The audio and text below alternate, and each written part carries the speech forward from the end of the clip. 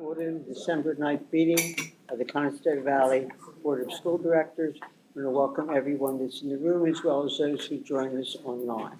Will you please join me in the pledge to the flag?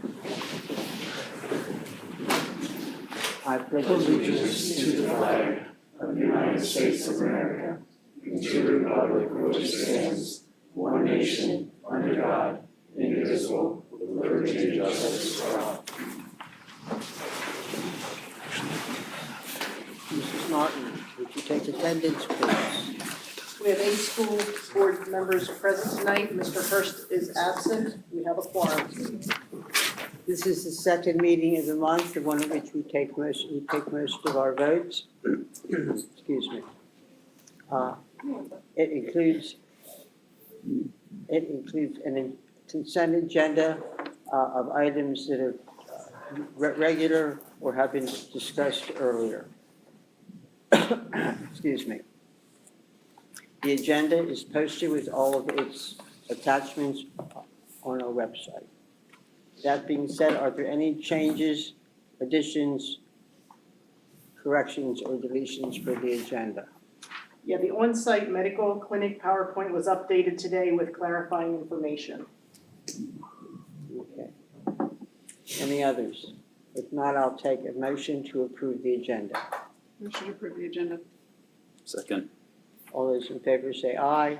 Aye. Any nays or abstentions? If not, we'll move on to board commendations. Congratulations to members of the Conestoga Valley High School girls and boys lacrosse cross-country teams who received postseason recognition from Lancaster Lebanon League. Josh Yoder was named to Section 1 team, and head coach Mark Amway was named Section 1 Boys Coach of the Year. Additionally, the girls team was named the recipient of the Section 1 Sportsmanship Award. Bella Marie Alston, Sadie Haldeman, Carson Miller, and Abigail Zook received Scholar Athlete Awards.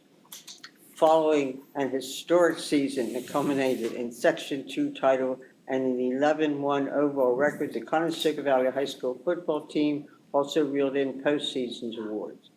Congratulations to head coach John Skapansky, who was named the Lancaster Lebanon League Section 2 Coach of the Year.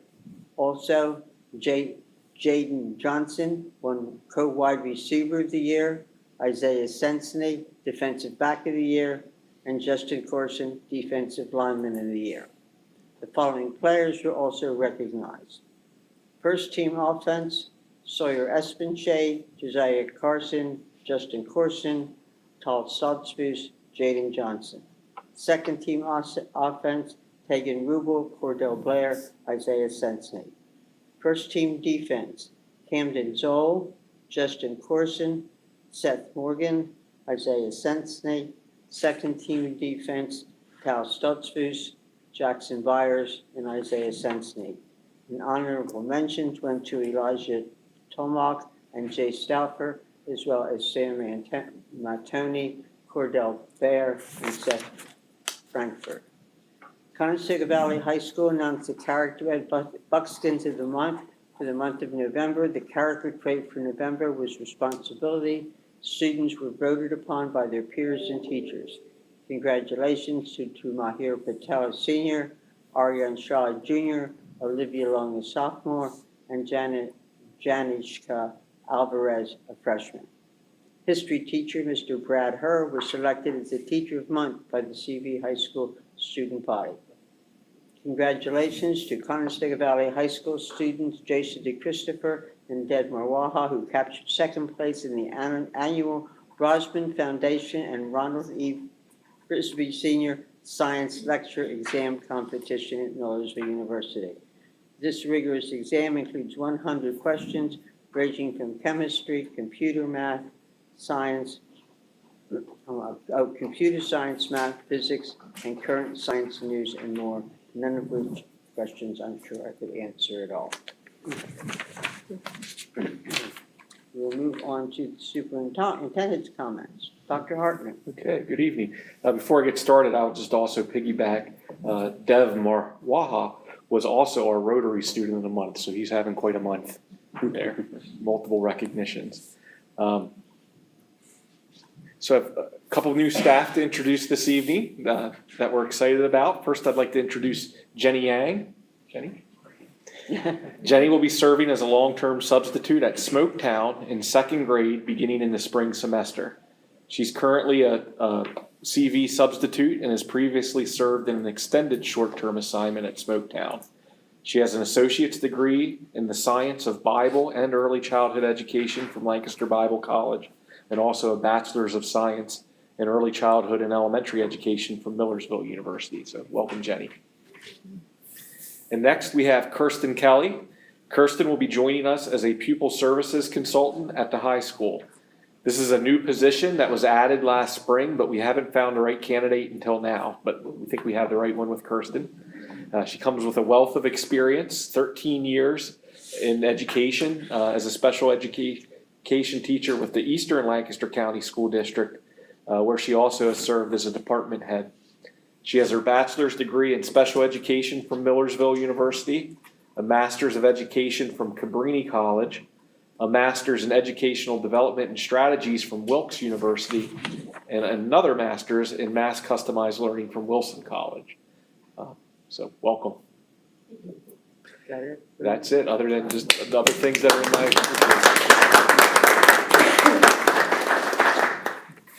That concludes my report. Are there any board comments on recent activities? If not, Mrs. Martin, do we have any correspondence? We do. You have copies of 2 letters in front of you from the community regarding the Fritz School Zone concern. Thank you. Mrs. Myers, are you Well, prepared real quick, with on- busking activity? on the letters- Yeah. Real quick, Mike I has a did- question. on the letters, are you gonna respond to the letters? Are you gonna respond to the letters? Not Or- now. No, not now, but I'm in the future? Yeah, Okay. we will go over them, absolutely. That was just to let us make sure we Just all FYI. have, we all have them, yeah. We hardly have had time to really read them. I understand. But usually when we get something together, the president always responds. And just checking. Well, right now, I don't know what they contain, I don't know if there's any, employee comments involved in it, so before we read something in a public meeting, we should know what we're reading. And I can add a little But we clarification. will respond. Yeah, okay. Those are just letters of support. Those community members were aware that it's an agenda item to discuss, and they just wanted to show their support for anything we can do to work with the township. Okay. Mrs. Myers. Always look forward to this report.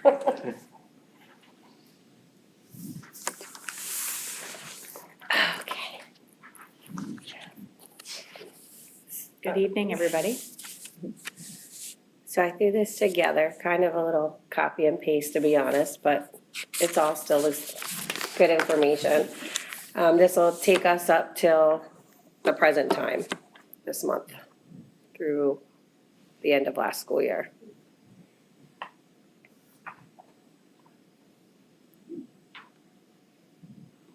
Yeah, go ahead. So, what did you say? No, it was just pictured. So this is who the BAA represents. We represent all the clubs and activities available to the students through the high school and junior high level. This gives a little bit of the structure of the BAA, our executive board. We meet the first Monday of every month. We've switched to Zoom meetings this year, so it has helped with attendance, I feel. It's a little bit more on the go for everyone with busy schedules. We just do in-person meetings for the grants to be presented. We still do in-person meetings for that. And then we still have our fundraising through our anchor events, which I'll touch base on when we get down. This is the current officers, myself, our vice presidents, Angela McFarland, and our secretary still Shannon Sowell. So these are some of our fundraisers that we account for in our monies and the deposits. The Harlem Wizards, which is coming up February 21st of 2025. Back to school night happened with the Stormers in September. The Makers Market, which was formerly the craft show, happened November the 9th. The Hempfield Fall Classic actually did not fall on the same Saturday this year, the same weekend. It happened the following weekend, so that was the 16th of November. The Yeti Bingo and Elimination Dinner have been historically our larger items of fundraising, which hasn't taken place yet this school year. The Elimination Dinner we haven't done now since, what year are we in? 2024. So 2022 would have been the last one because we did the Yeti Bingo last year, which was very successful. But we didn't run it simultaneously this year with the Makers Market because it's a lot of work. So we're gonna see if we need to do something this year, but we were just talking. So we'll see if we're gonna do a big one this year or not. And then, of course, Relay for Life, that happens in June out back at the track.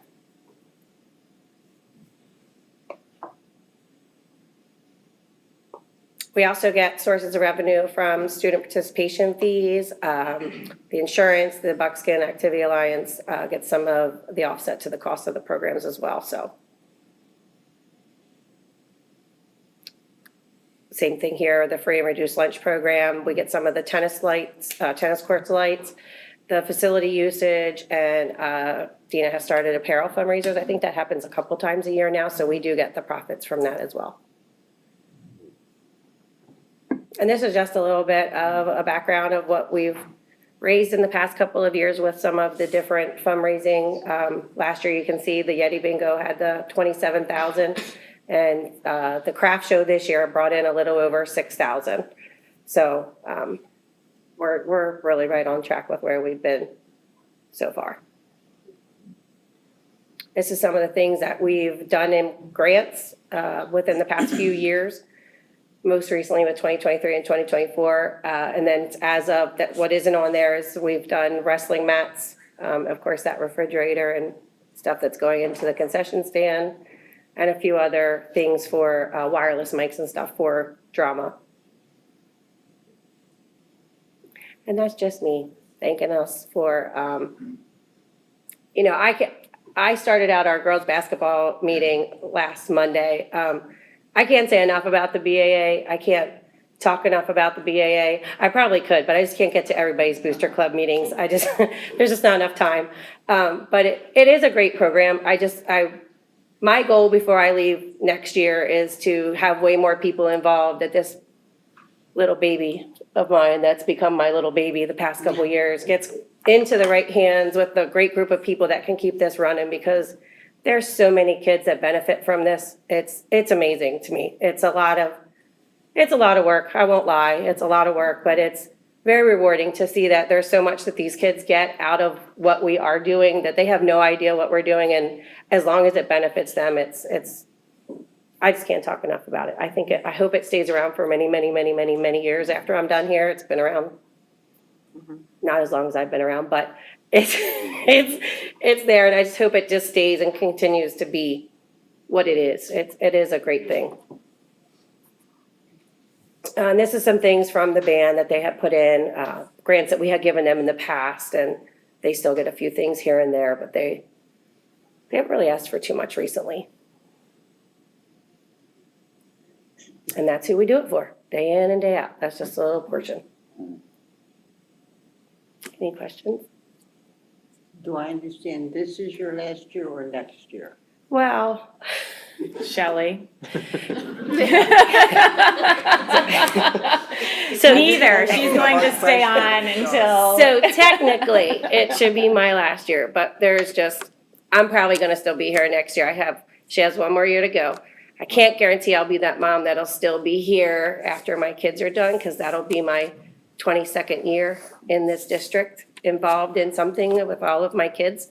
So mom needs a vacation. You can still be involved. We always welcome involvement. Listen, it's gonna be hard to walk away, so I can't say I don't know yet. I don't know if I will walk away.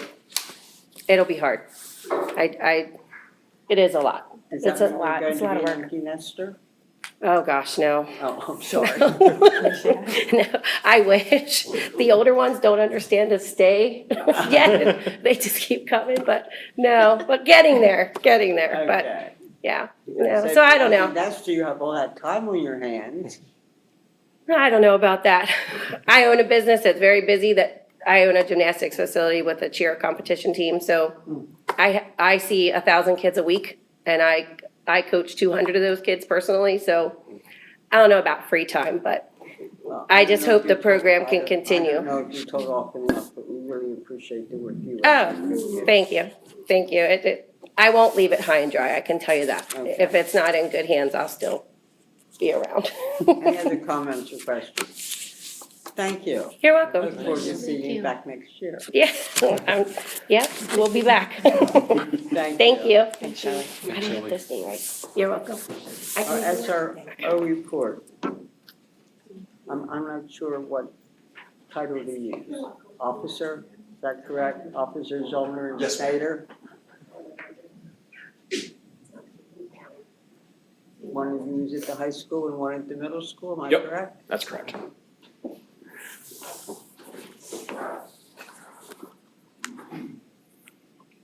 So thanks for having us back for another year. Obviously, a new face next to me here replaced John Werner as the high school SRO. Just a brief forward, we're gonna try to be brief, but I'm recovering from an illness, so if my voice suddenly goes out, Officer Snyder's gonna pick up for me, so. Well, I've never done this before, so we're just gonna learn on the fly. This is a little bit about me. I've been in law enforcement for 10 years. I've worked at Akron Borough prior to coming to East Lampeter. Been with the township here since 2016. All my time's been spent on patrol, so this is my first assignment outside of that. So it's been nice to learn a little bit different aspect of the job, see a little bit different stuff involved rather than just dealing with the public constantly. So I've really enjoyed my first couple months here in the school. I got trained for NASRO at the school resource officer class back over the summertime. With East Lampeter, I've done defensive tactics since 2020 and I also do the CPR. I recert all of our guys with their current cards and stuff like that for to help our department keep up with our regulations. There's me again. So I've got 3 years law enforcement experience, prior service with Ocean City, Maryland's police department. I am CIT trained. I was NASRO basic certified in 2023, and I'm currently the youth aid panel liaison officer for East Lampeter. Up there briefly is just kind of a visual representation of the NASRO triad concept. If I didn't already say it, or if Officer Snyder didn't say it, NASRO is the National Association of School Resource Officers. They're kind of the guiding body for all training and tools that SROs have here in the U.S. So you've got counselor, mentor up at the top, teacher / public safety educator there at the sides, and then law enforcement officer. And if we go to the next slide, that's just kind of a brief explanation of what each role kind of can encapsulate. So teacher, public safety educator, you can be you can do law-related education, you can be a guest speaker in classes. We've both done this a couple times now. Member of staff and administration.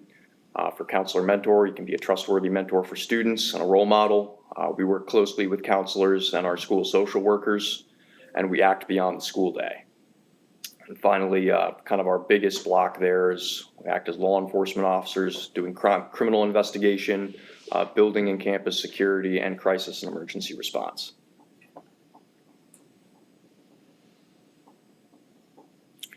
Just some photos up there that I've tossed in there. Participated in the community bonfire this year. We did a drone demonstration. We also had our department trauma dog out there with former SRO Heather Waltman. She's now a detective. Go to the next slide. I think I've got some more pictures up there. One on the left was our setup for the bonfire. One on the right was demonstrating field sobriety testing on one of the students in Ms. Cahout's health class. And then finally, there's us with the buckskin, and that was me teaching a group of elementary students. They're really interested in tasers, don't know why. Just like, what's that? So, some additional activities. We've done home football game police coverage. We were at the bonfire, as I mentioned previously, doing drone demonstrations. We did work the homecoming dance. We've both done ongoing continuing education in relevant topics to include active assailant training, mental health, de-escalation, and so on and so forth. We're both performing daily building security checks at the buildings that we're responsible for, and classroom presentations, a couple of which we've done have been dangerous substances, social media safety, and so on. And then finally, we're going to end here with a little bit of statistics. I know this is always the fun part. So these statistics were tabulated by the ELTPD Records Division, and they're running from when I was here last with John Werner until today. So these are from the first of the month, or the first of the year rather, to present. Total incidents for the high school will be 83 this year. Total arrests will be 26. Now, it's important to note in this case that arrest does not mean physical custodial arrest. For our purposes, if a summary citation is issued, that counts as an arrest for records keeping. So 18 are summary, which comes in the form of a citation, 5 are misdemeanor, and 3 are felony. Types of incidents, this is not exhaustive. There are vehicle accidents, welfare checks, disorderly conduct, 911 hangups, harassments, drug activity, tobacco in schools, threats, suspicious activity, and so on and so forth. Moving straight to the middle school, again, same breakdown. Total incidents are 30. Total arrests are 3, 1 summary, 2 misdemeanors, 0 felony. And a non-exhaustive type of incidents are mostly alarms, 1 disturbance, 3 harassments, some suspicious activity, theft, drug activity, tobacco in school violation, trespassing, and etc. And finally, the last slide, this is what we'll end with here, is the breakdown between last year and this year. As you can see on the left, we've got 2023, and on the right, we've got this year. High school incidents are down 13%. High school arrests are down 25%. Then middle school incidents are down 18%, and middle school arrests are down 76%. That's just the numbers that we have here. So if you have any questions, you can ask us right now, but if you want to save it for later, there's each of our contact information, email, work cell phone, and school email if you'd like it.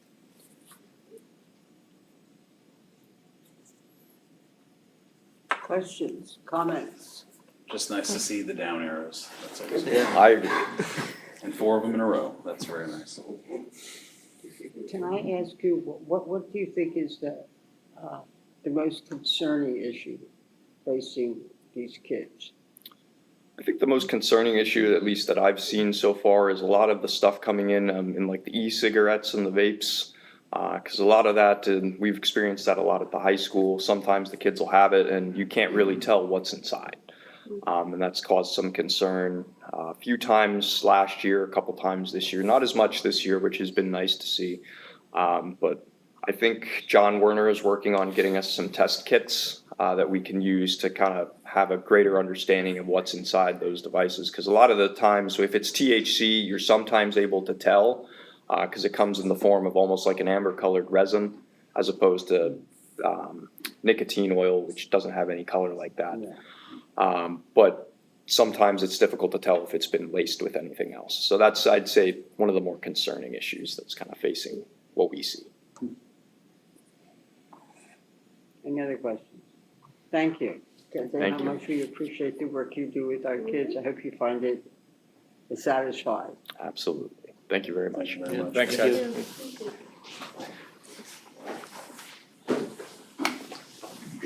Mr. McGraw. This is probably our first budget presentation of the 25-26 school year. And Junior Resistant, Now that welcome. Mr. Prost is an administrator, I made him come along. This is my savior, by the way. Unlimited patience with my techno idiocy. Always happy to help. Mom, they're coming back soon with this new iPad. Come on over. All right.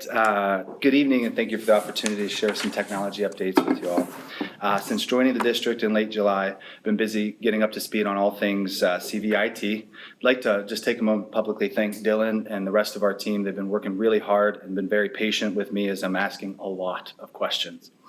In reviewing prior year's technology presentations, I did my best to remove as much tech jargon as possible when it comes to gigabyte this or terabyte that. This year, I wanted to provide a rough framework for how we approach the department and how the budget allocated to the department supports the district's overall mission. Dr. Hartman, if you could, thank you. I've often used imagery of Abraham Maslow's hierarchy of human needs when thinking about the needs of a healthy IT department. As you look at the framework in the pyramid form, it emphasizes the importance of tending to critical base needs, when then moving up to higher, or to pursue higher aspirations. It's important to note the size of the layers are ordered due to their importance, but rather to indicate preceding building blocks to reach a particular higher level. Next slide. So I asked myself, what if Maslow went to IT school? And what would that pyramid look like? So here you'll see something, we've applied that classic framework on the left to what it could look like on the right in a IT lens. So you see here at the foundation, we focus on infrastructure, building upward through security and maintenance, to providing access, professional development, and at the top, instruction and learning innovation. Like Maslow's hierarchy, our department must spend a significant portion of our energy and resources on the foundational layers so the rest of the organization can focus on higher order pursuits. So on the next two slides, we've just highlighted a couple major pieces that we kind of put into each of those layers just to kind of guide you on where we think about each of these things fitting. So again, under infrastructure, these are the foundation technology needs: reliable internet connectivity, charging stations, devices, secure and scalable network architecture, data storage and management solutions. The things that keep Dylan and I up at night are involved here. Once we have those items, you get into our security layer, ensuring stability and protection. So things from the cybersecurity, protecting us from attacks, things that are just routine maintenance, to data privacy and compliance regulations. There's a lot of different compliance that falls under our department to help with, in addition to having a robust help desk and technical support team. Before you move on, does anyone Yes, ma'am. need alphabet soup help here? Oh, you know what? I tried to remove all acronyms and I didn't. Well, I'm familiar with the Family Education Rights to Privacy Act. FERPA I'm used to. The other two, I know I've heard before, I'm not sure what this stands for. Children's Online Protection and Privacy Act, That's right. yes, and Children's Internet Protection Act. I'm sorry. Children's Internet Protection Act. Okay. So I did my best. I was like, oh, the acronym, sorry. Oh, I was trying to remove all those. We always have to remind educators that. Everyone said that you should always have a key in all the edu speak that's there. And the next slide, as you go up the layers, these are some of the things that we put into what does access, how can we provide reliable connection for kids, assistive technology devices for students with varying special needs, different technology integration in diverse classrooms and subjects, support for remote learning situations and our CVVA students, community and family technology outreach. That's when we classify under access. And then professional development collaboration, working with our teachers. It's one thing to have the tools. It's a whole nother on using the tools and providing supports as we can as a department, and working with other departments and the ability to provide our teachers with the capacity to utilize and take full advantage of the equipment we're providing. And then ultimately leading to the reason we're here on our mission, instruction and learning innovation. And some of the just different aspects that within our department that we can get to, that we're looking at for personalized and adaptive learning tools, AI, artificial intelligence for another acronym, some things that we're really looking at and how we can help support the education mission here. All right, Dr. Hartman, next one. I'm trying. Oh, is it frozen? The tech issue froze. I'm not sure which one where on the triangle that falls in. I'd say infrastructure. All right, so on the next two slides, we wanted to provide a few highlights of work we have done or are doing within each layer. For example, this year we completed device refreshes for kindergarten, first grade, fifth grade, and ninth grade students, as well as Smoketown, Brownstown Middle School, and district office staff member devices. Under security, we've taken great strides to improve our security posture in attack detection and response, as well as our ability to recover if we would ever fall victim to an actual attack. On this slide, you'll see how our department works to support access, professional development, instruction, and learning innovation. Currently, our team is spending a majority of its energy and resources on the lower levels of the pyramid, and when possible, works towards the upper layers. Unfortunately, the demands of infrastructure and security maintenance often pulls us away from contributing as much as we want or could contribute to those higher levels. So here on this slide, we wanted to share some things on the roadmap as they relate to each layer. So I'd like to draw your attention to the infrastructure layer, as those projects will have me coming back to this seat very soon, seeking your support and approval to move forward with a couple items. In January or February, our plan is to bring a recommended purchase via the federal E-rate program. We're particularly proud of this collaboration with Mr. John Warner, Director of Safety and Security, where pieces of this purchase will be paired with the PCCD grant. I wrote this down, PA Commission on Crime and Delinquency, where the district was rewarded approximately $174,000. So we're going to be pairing elements of that with our E-rate purchase to really maximize the impact of those dollars on safety and security items that happen to overlap with network infrastructure. At that same time, we'll also bring a recommended nursing software program to replace the nursing model we currently use with Sapphire. And then in March and April, we'll bring a new lease to continue our device refresh cycle. And there's just, again, a small sampling of the work our team is doing or engaging in right now. So the last slide I have for you is a question on everyone's mind. What's the budgetary impact for all of this for next school year? So in reviewing prior year's budgets, I noticed a trend line upwards. Each year, the budget was going up in the technology department. So our goal this year was to come under budget or at worst be level set with the previous year's budget. And despite rising costs for products and services, we're able to make some strategic adjustments this year and come in $18,000 less than last year's budget. And although that's not a small amount, or as much as we would like to be able to, I was really proud of what we were able to do with some of the things on how we stabilize this budget.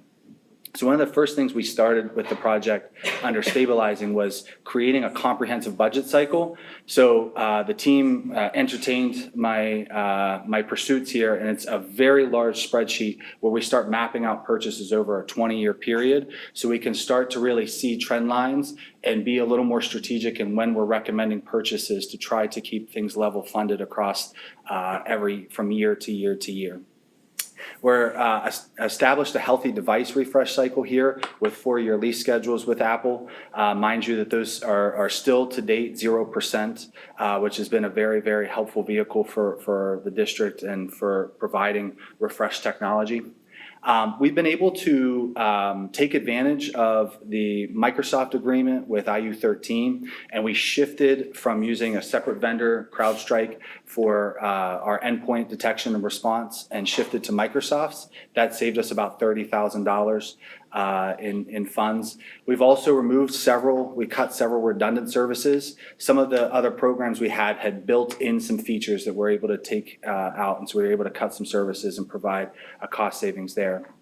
Some other things we're looking at is evaluating device service years for staff and moving to a self-insurance model for staff devices, something I did in my previous district. We really looked at how long can a device be in a cycle. Currently, most staff devices are a 4-year cycle. We're looking to elongate that to a 5 service year cycle.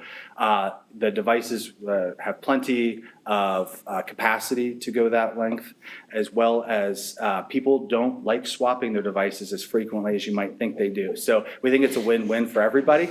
And in addition, the district's been previously purchasing insurance for staff devices, but the break rates really don't sustain that. So something we're going to explore is kind of self-insuring, covering those breaks out of pocket, versus outlaying all the funds at the potential for something to happen. Students, we definitely want to keep insurance.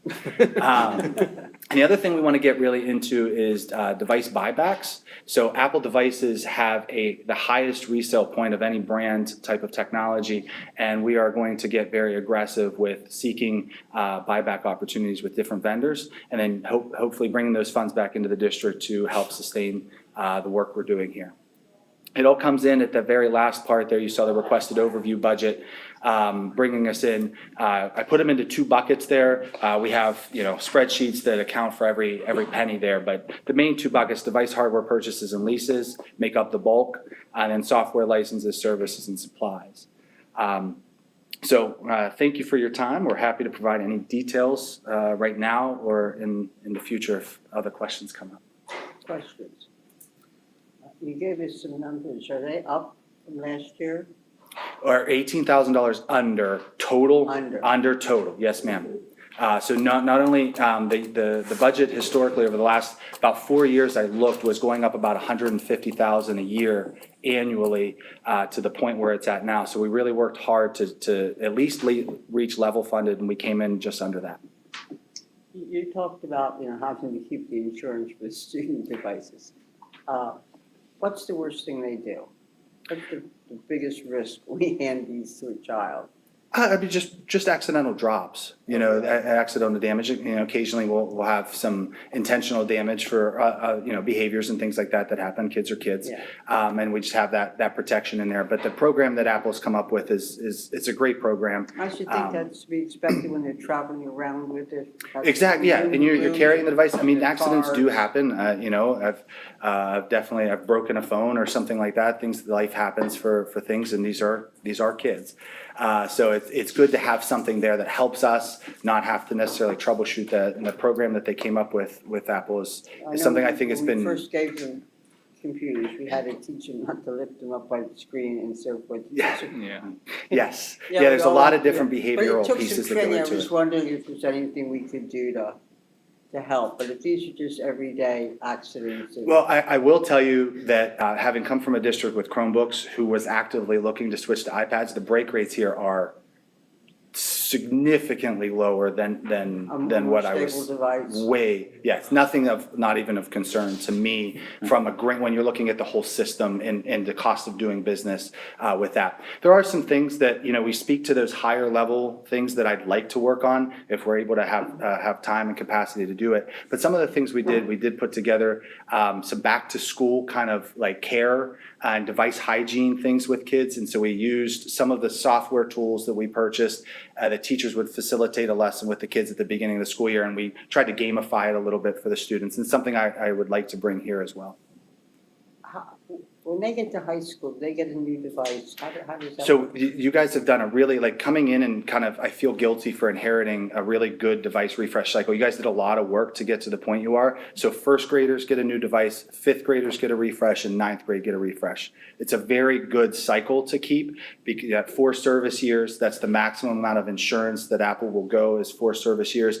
And then we're able to use that buyback program and refresh those devices. Or we look at strategic places to have a second deployment. There are some areas where we might use some of those devices because they're still supported by Apple from a security perspective. We can maintain those for a longer period of time. And we try to pick or choose what makes the most sense for us financially. Questions, concerns, comments? Is there, when you talk about insurance, do they carry like insurance for adults that lose theirs? I was just curious. No, Let's just get off that topic then.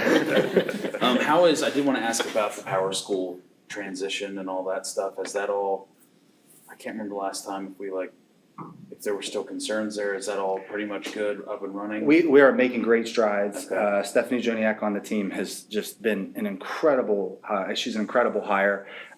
She started in March of last year, and every day we make more and more strides. We've been working hand in hand with Power School to, we're undergoing an audit right now and reviewing. We've shared some of the concerns that we had with the transition that didn't go as smoothly as we wanted to go. So we are working through that, but I think we're making a lot of progress. It's definitely not done, but we are trending in the right direction. Will the new nursing software have any ties to Power School? It'll have a data sync to avoid double entry on the nurses' points and to also put special health alerts into Power School. And one of the things I'm going to be bringing to you guys when we do that is instead of just a pilot which would be zero cost, I'd prefer to do something we're calling a soft rollout. It's a very small cost. I'm getting a final quote, but somewhere in the neighborhood of about $2,000. And they would allow us to actually fully integrate. So Stephanie and Nancy Lopez could work together as a high school nurse and actually integrate it and really kick the tires for a protracted period of time before the Sapphire nursing software sunsets true in trial. July. And yeah, it's a full implementation, and we could really, that would allow us a lot more flexibility to see any issues, work through things well ahead of time. That'll be the recommendation we're gonna make then to do that. Very cool. Anyone else? No, thank you. Thank you very much for your time. We appreciate it. That is the last of our presentations, and it's time at the meeting where we accept public comments about the agenda. Does anyone that has an issue they'd like to address? Anyone from the CVEA? Or other employee groups? If not, we'll move on to our consent agenda. We have items A through I. The only note I made, and Dr. Hartman mentioned this, that the new positions are not new. They were approved before, they just weren't filled, so we are within our policy. Any concerns about the consent agenda? I only have A through H. You only have A through H. Oh, you're right. So do I. Okay. I don't know why I wrote down I. I'll take a motion from someone, anyone. Motion to approve consent agenda items A through H. Second. Could we have a roll call vote, please? Dr. Martin? Aye. Mrs. Fisher? Aye. Mr. Talley? Aye. Mrs. Kapka? Aye. Mr. Gensel? Aye. Mr. Eby? Aye. Ms. Trowbridge? Aye. Mrs. Grom? Aye.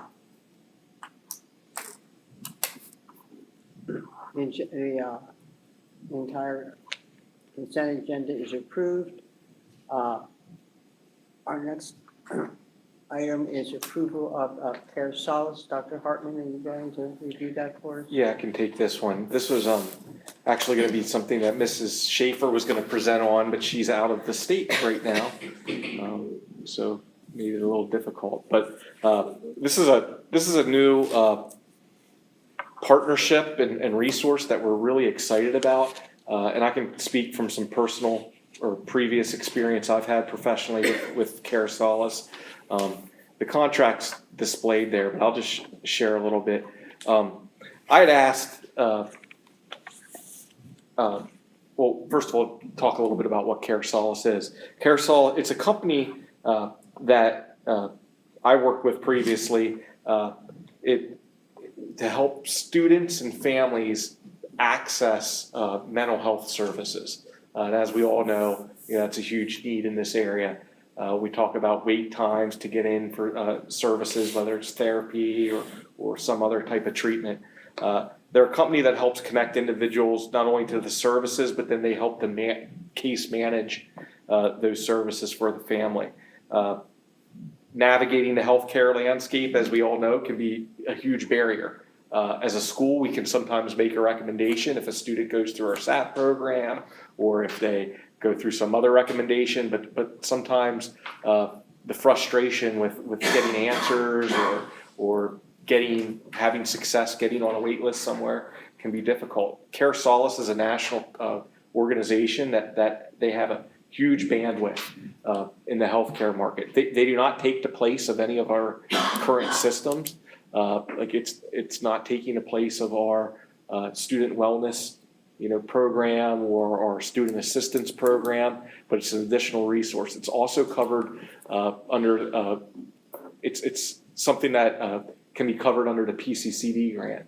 So last year, my previous district that I worked with before coming to CV went on board with Care Solace a year or so before I left there, and we saw a huge benefit from it. The company gives us quarterly updates on the usage of it and how frequently it's being used and what areas they're seeing, what particular areas of coverage are being taken advantage of. And we just saw, it was something that we didn't, pay for, and then nobody ever used it. It was being used heavily. The feedback we were getting from families was incredible about how, how quickly they were able to get resources. Basically, just to kind of put it in a nutshell, if a student or a family needs some sort of service, they want to get in for some sort of mental health therapy or even substance abuse treatment or something like that.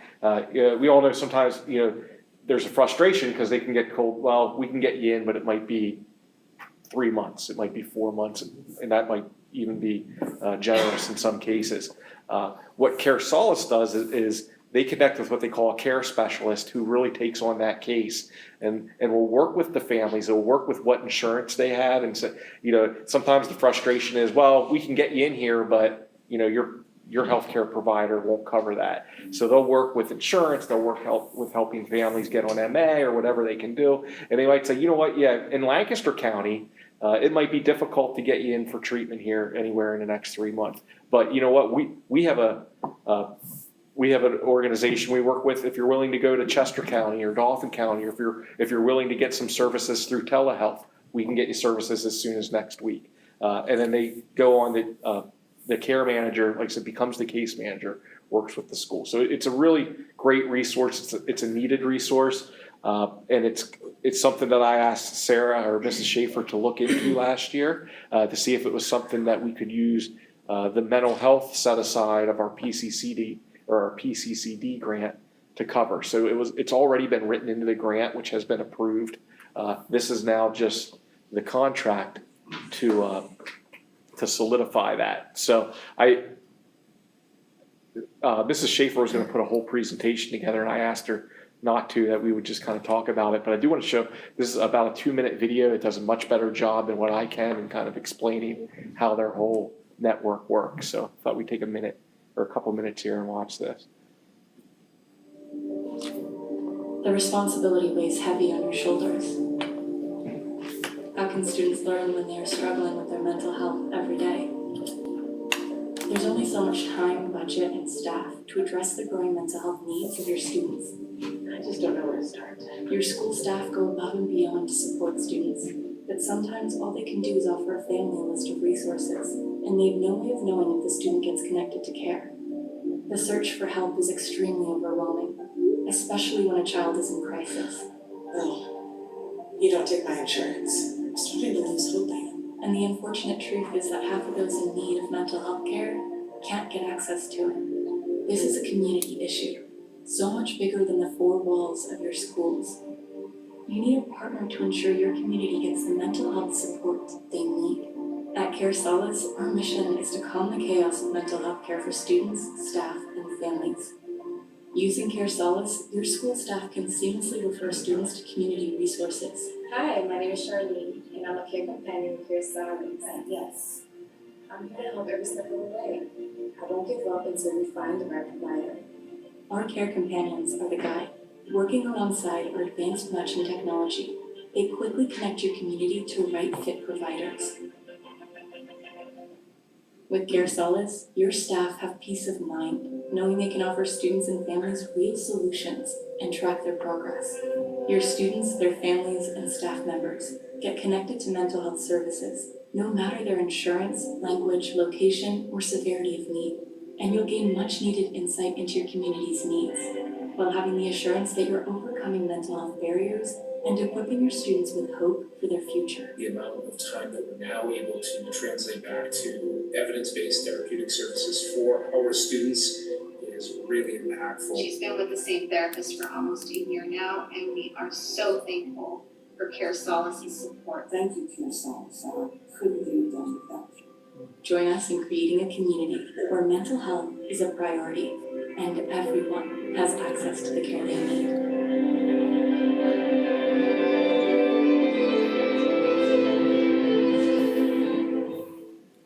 So a couple other items to mention. I didn't mention this in my introduction. So one of the kind of bonuses with Care Solace is they base our pricing off of our enrollment and our number of students, but all of our employees in the district also are eligible to use this for free, based on that, no matter how many we have. So if one of our staff members has a child or a family member or themselves that needs services, they can use this, and they will work directly with our EAP, our Care Bridge, which is our employee assistant program.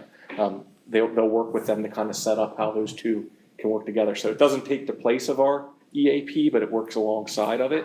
The other thing worth mentioning is, a lot of times the burden of trying to work with these families, I don't say burden in that it's not something we want to do, but it becomes it becomes a time crunch for our some of our pupil personnel staff, like our guidance counselors and our social workers and even our school nurses to a degree.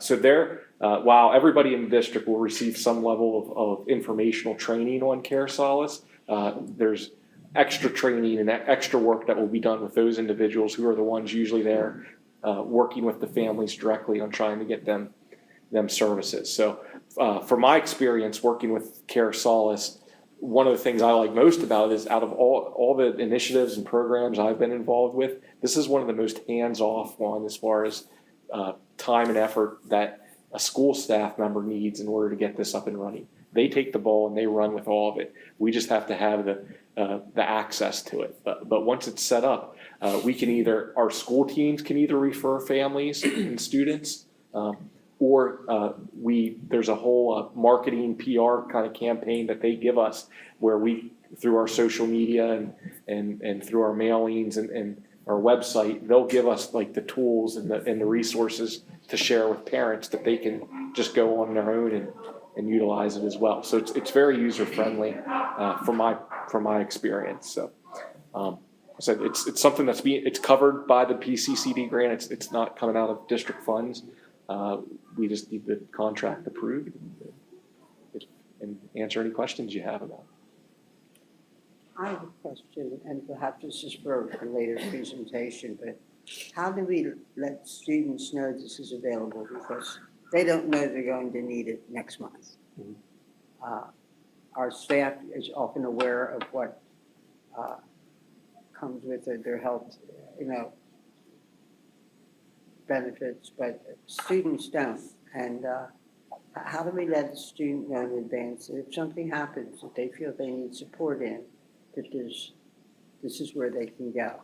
Yeah, there's definitely a education piece similar to like Safe to Say and some of those other platforms we have on letting students know how to access it. But a lot of this really just comes from when there are concerns, there's a family going through an issue that needs some social services, because they do not just mental health, but social services as well, where it's, through work with our guidance counselors and our social workers and our, our homeschool visitors, and those people who really know our kids and know what their needs are, where they're helping kids access this and navigate it. Well, I'm worried about kids that don't let anyone know they're hurting. Mm-hmm. But I guess that's where the guidance counselors are better at stepping in than we might think. I think so. Yeah, I think they're more in tune than we think they are sometimes, or they know that. Yeah. Any questions or concerns? I see that the renewal term is double. Initial term is just January through June. Mhm. I presume the renewal is for a full year. It's for a full year. Yeah, this contract is just to get us through this year. Any concerns about this vote? If not, I'll put it on hold so we can take both of them together. The other, you have in front of you a projection from the Lancaster County Academy. I do have my report posted online. We've done this before, had a 3-year approval. In the past, we did it to make sure we had stability of membership. We don't have to do that anymore, but we're trying to do long-term budgeting. And this seems to be the best way to do that. We haven't had an increase for at least 3 years. I thought it was 4, but they tell me it's been 3 years. This becomes an average of 3% a year. It's not even, but that was the average out. We maintain a fund balance that can keep us going for 6 months in case of an emergency. And I'll just answer any questions you have. If you have no questions or concerns, I would take a motion to approve action items 6A and B. Motion to approve action items A and B. Second. Have a roll call vote, please. Mrs. Fisher? Aye. Mr. Talley? Aye. Mrs. Capta? Aye. Mr. Gensel? Aye. Mr. Eby? Aye. Ms. Trowbridge? Aye. Dr. Martin? Aye. Mrs. Croft? Aye. Thank you. The next item, we're going to turn over to Dr. Hartman and Mrs. Hunsinger. Oh, I'm sorry, I couldn't see her where she was sitting. I gave her my list of questions because I thought it might help make sure she covers everything I want. And bless her black little heart, she sat down and answered each one in detail. I appreciate that. It was more than I was really asking for you to do. Well, I appreciate the questions and the time that you spent too. Well, what I had done is I went through the presentation that we had. We were given the same presentation twice. And every time there was a line item that I didn't understand or, led to a question, I put them down. I had originally thought we could go through this presentation, but some things are scattered all around it. So I put them in those groups. But I leave it up to you to get us up to date.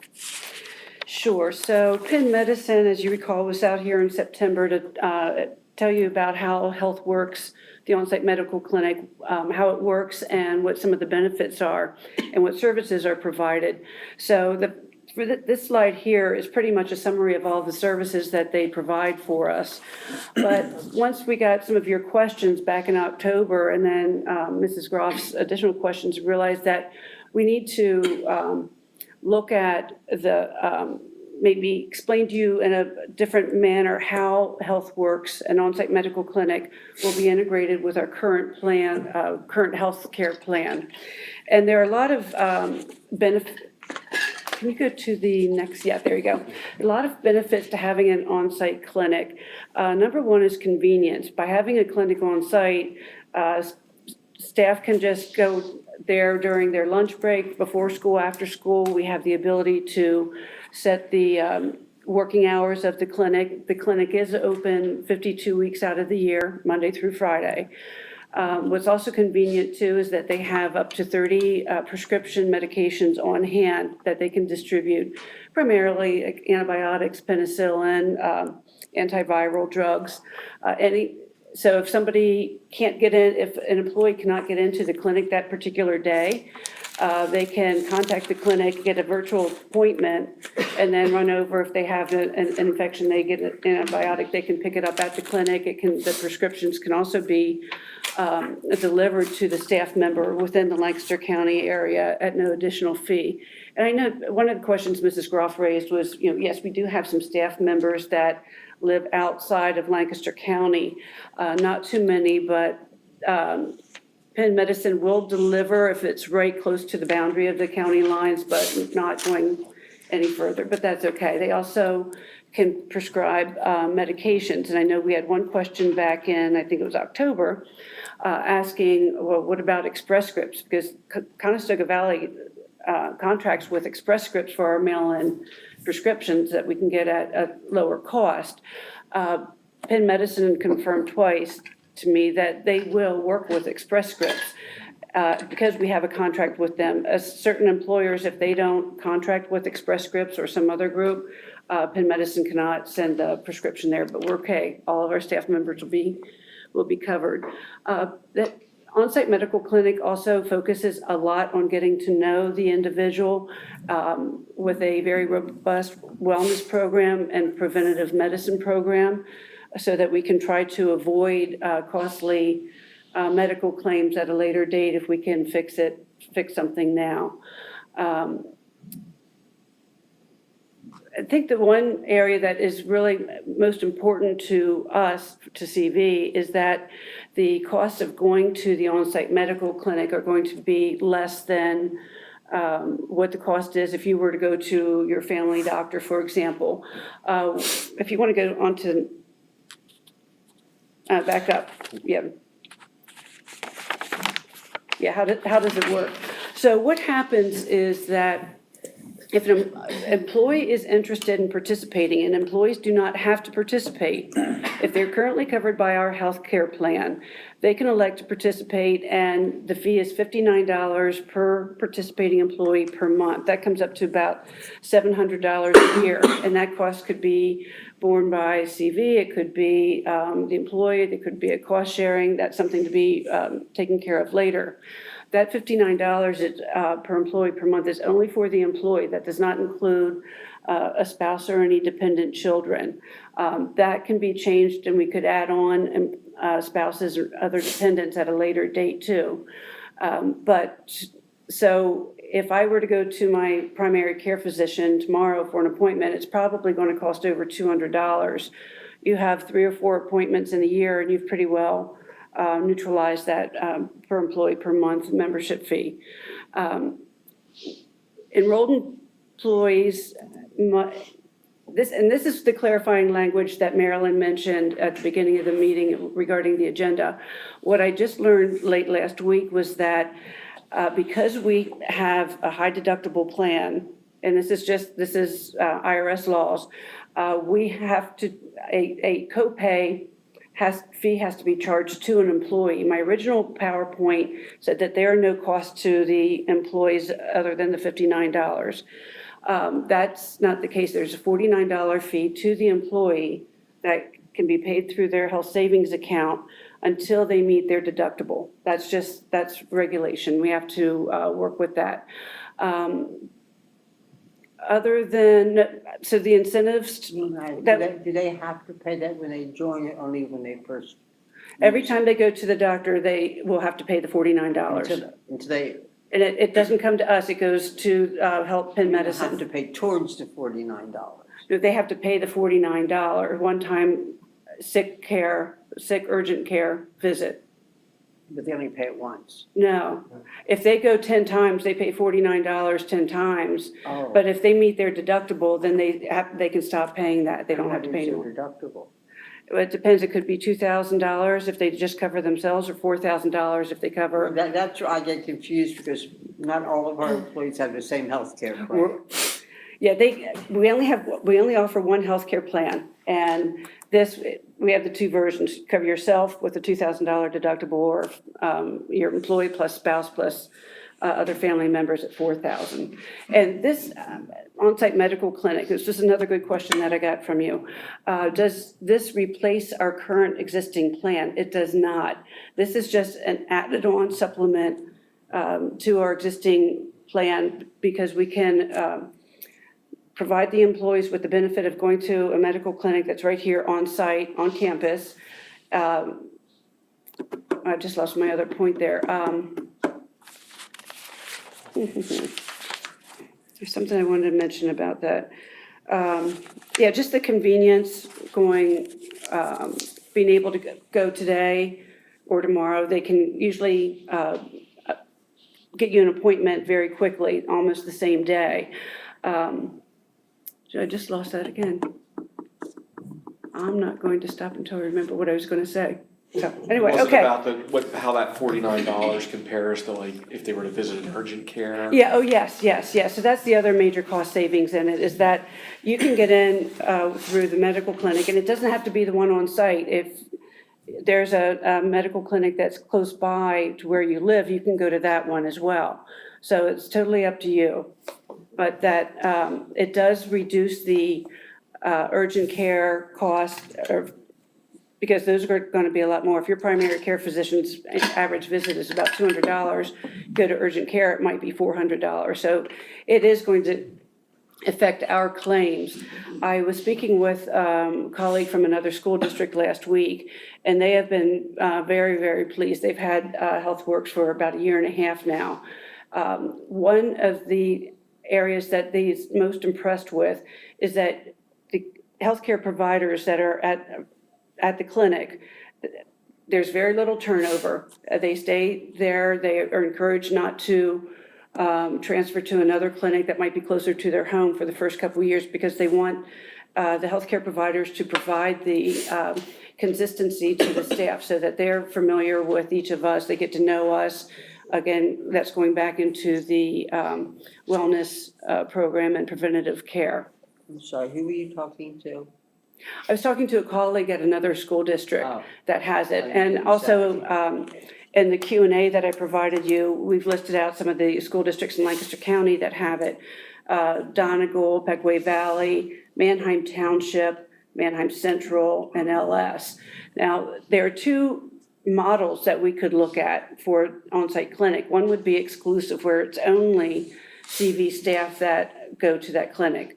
Again, the option that they're recommending to us is because we have about 400 employees, is that we would have an open model where other members of the community could come here to a clinic as long as they're participating in a on-site medical clinic with their employer.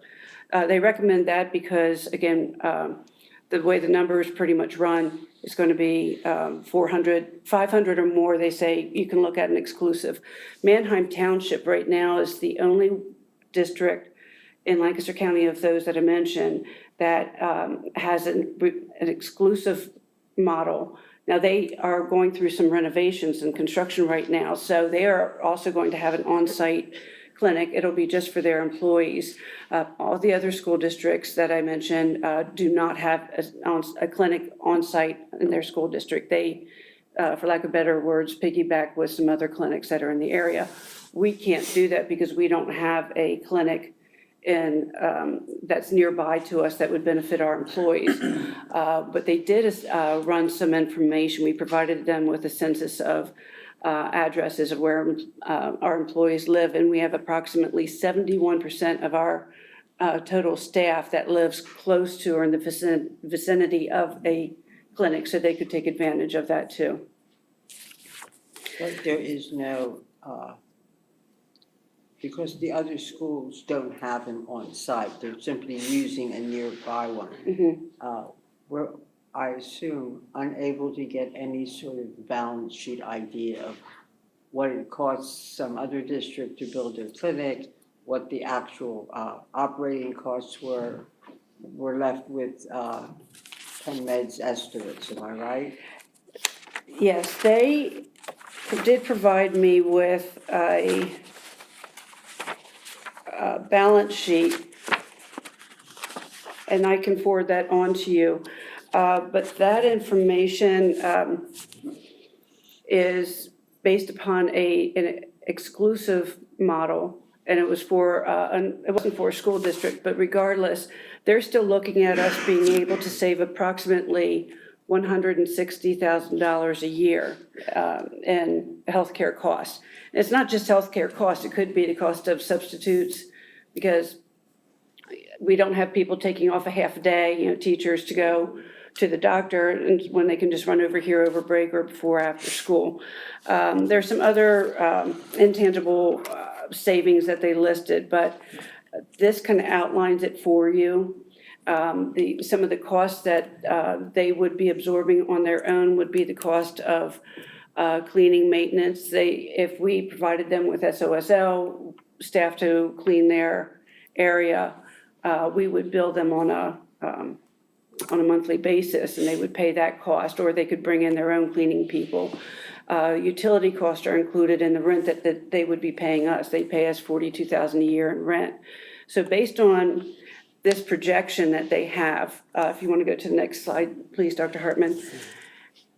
This would take about 3 years roughly for, if these projections line up with ours, and they're using projections based on another employer that has 400 employees, we'd be looking at $160,000 savings a year. It'd take us about 3 years to neutralize the cost of the capital outlay that's involved. So, and that's another area that we have to look at, is what is that total capital cost going to be? Because we have to renovate the former district office. And I've been speaking with Ken Johnson about this too. The former district office would probably be on the east wing that we'd place the clinic, the old boardroom. We'd have to be running, excuse me, we'd have to be running water lines for toilets and sinks. We have a water line in the closet there in the boardroom, but we'd have to run it to accommodate the model that they're looking at. We'd have to, if we looked at the other end of the building, we'd have to make sure that it's going to be ADA compliant also. So what other costs are going to be involved? That $413,000 could potentially increase depending on what other needs there are. Now, some of those costs we would have to do anyhow. We would have to do them anyhow. We're going to have to be able to separate out which is specifically for. I found some of their value adds a little bit presumptuous, 45,000 in employee retention and attraction. I don't know Yeah, how you I, measure. again, those are one of those I don't know how intangible you ones measure that, at all. I typically like, Productivity. yeah, We don't, we're not building widgets here that we measure productivity. right. So I thought that was a little bit of padding. Mhm. for the number. Yeah, I kind of take some of those numbers out when I'm looking at how long it's gonna take for a break even. So then on the last, here, we've already talked about the $413,000 capital outlay that they're projecting, $160,000 annual savings. The length of the agreement, we could make the agreement pretty much any length we want, but they were recommending basically a 5-year agreement. So if we're going to put the money into the renovations, this $413,000 or whatever it ends up being, we definitely want to have an agreement that we can know that we're going to recognize, some savings and neutralize that capital outlay cost. Already talked about the cost of the utilities being included in the rent that they pay. And then Terraflick did run a survey the other week. We don't have all the results back in yet of what the employees' interest is in having an on-site clinic. And just from some of the teachers that I've spoken with, they're very interested in having an on-site medical clinic. And the colleague that I spoke with last week had offered to come and speak to you about their experience with it, if you'd be interested. So what other questions might you have? What we kind of are looking at as next steps would be, if this is a direction that you want to go in, then we would have to hire the services of our architects and engineers to start getting some estimated costs for us, find out how does that mesh with what they're projecting the capital outlay to be. We need to start making plans for the former district office. If this is not a direction you want us to go in, then we can just table this till a later time if something suits. But we have a pretty unique situation with having an empty building or near empty building right now. So just want to open up the conversation to you. And one of the questions was, is there any other health organization interested in doing something like this? I did reach out to another, actually it was I think it was Penn State. I had Googled and found that there was a clinic that opened up right near Millersville University. There was an article in the Lancaster Online about it. So I reached out to that person, called and left a message, the person that had spearheaded the project. Unfortunately, I did not hear back. Mm-hmm. The last time we had, I think, 3 or 4 organizations, do some of them no longer do this? I did not have the names of other organizations. I don't remember who they were. Yeah. I just remember that we had filtered through, I think, a couple Yeah, of them. from what I was Googling, I was looking for other organizations through like UPMC, Penn State. Yeah. And that's all I found was. I don't know that I probably do. I can look to see if there's something in the files that would have this. Can I ask you, do you feel you have a good handle on who pays for what? They pay us rent, we pay them.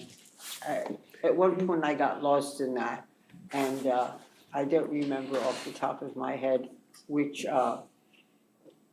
format it was. It was something about a 10% added to their profit. I wasn't sure how.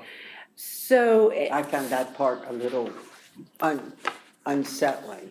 Well, the P&L, the profit and loss sample that they sent to me, going through it, they pay for any of the supplies, they pay for the salaries, benefits of the employees, what other costs that they incur.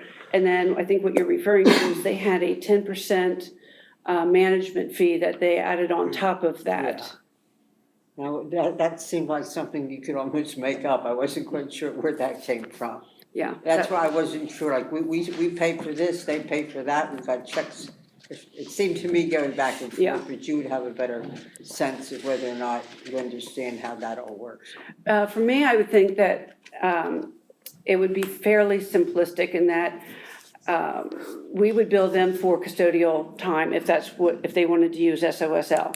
I mean, we have the custodians in the building every day anyway, so that would be okay. The per participating employee fee, that would be something that, we run our census, we know how many people are participating, and we just cut them a check every month then. And then they pay us $42,000 monthly in rent. The, You don't pay us $42,000 monthly. Not $42,000 a month, it's $42,000 over the year. I'd like it if it were But we get paid $42,000 a month. monthly, Yeah, we but- could get paid monthly. utilities, how? $42,000 a month would be nice. Yes. The utilities, that, we would be providing the utilities. That's basically included in their rental That's payment. at our Yeah, expense. yeah. So all kinds of maintenance, except for their own equipment and area, Mhm. is our responsibility. Yes. So we would provide them with heat, water, and electricity. Yes. Is this gonna be a problem with our well? Do we have? It shouldn't be. A supply to add? I mean, Ken, you can feel free to jump in, but it should not be. We have more than enough capacity to handle that. Okay. Couple questions. Mhm. If SOSL cannot handle cleaning the clinic, if we're hazmat and all that, Mhm. and they need to, do they cover the cost of having their cleaners come in? Yes. Okay. Yeah. I personally would like to have a much better grasp on that 413, yes. What we're looking at, I've requested that, like what, because that I think is the monster in the room, and we don't know how much it's gonna cost, and, cause if we have to do bathrooms and like all that, sewer, that all could be, stuff. yes. And I agree with you, that is one area that, as Ken and I well know, sometimes projects can start and then they become more and more involved. Yes, as Idette says, we have to do the renovations at the former district office anyway. That would be separate, but this is where we need to get the architects and the engineers involved so that we could see what all's involved in getting that part of the building set up to operate the clinic. The $413,000 primarily and I've requested a detail on it, haven't gotten it yet, but the $413,000 is going to be having the design the way they want it. Like if you looked at their presentation from back in September, here's the model, it would be some of the equipment. They would handle all of the IT equipment, but it would be us getting the area set up with the partitions, the walls, everything that they need. And that 42,000 rent, how is that figured out? So it's just a standard going rate That- per square foot? Yes, because that would be the best way to describe it, because all they need is space, basically the size of the boardroom. And they back into the 42,000 based on the square foot. It looks so much bigger in the drawing. It looks like it was the whole front of the building. I was having trouble Yes, picturing it. yeah. It's that end, which is about a third of the length. Mhm. Is it the whole depth? No, just the actual boardroom. It's the actual Yes. boardroom? Yes, because the offices that are along the wall on Horseshoe Road there, I believe that those could stay. Would we have to build walls and doors to, I mean, they're empty, but just to kind of Yes. cordon that off so that people don't wander the building? Right, we'd have to cordon that off, yes. Yeah, definitely. The entrance into the the boardroom, that is ADA compliant, and we could have that be the actual entrance, but we don't have a bathroom in there. Right, so they'd have to use a bathroom on the other side. Right. And if we wanted to have the clinic at the other end of the building, the entranceway there where we had student registration, that is not ADA compliant. So before we go into rabbit holes, Sure. which is really what this is, I think the question we need to ask ourselves is, do you want to spend $500,000 in taxpayer dollars to do a clinic or not? I don't mean the Grinch, but that's kind of really what we need to do. We can talk about doors and walls and bathrooms and ramps and all that kind of stuff until midnight, but I think from a directional standpoint, is this really what we want to, do we want to be in the healthcare industry? I don't not? think it's a matter of do you want to be in the healthcare industry. It's a question of do we want to save money in the healthcare industry. We're Well, required there's a lot of to be assumptions in the savings.